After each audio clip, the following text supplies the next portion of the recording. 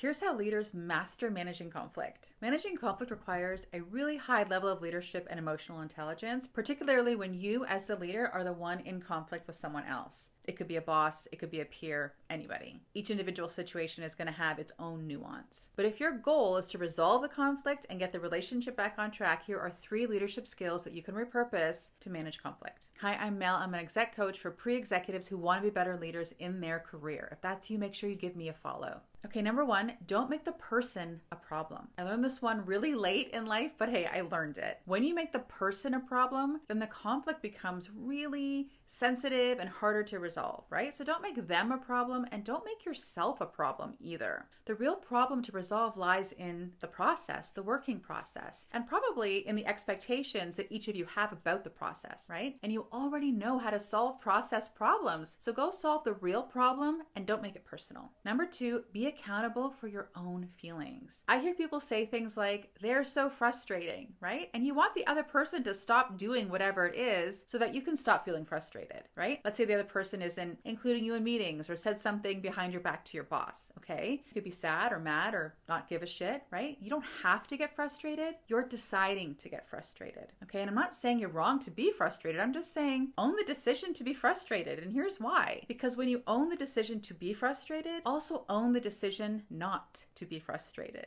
right? Regardless of how the other person behaves, you always have a choice. And that is so powerful because no matter what they do, you can decide to get curious, not take it personally, be pragmatic, be solutions oriented, and solve the real problem, right?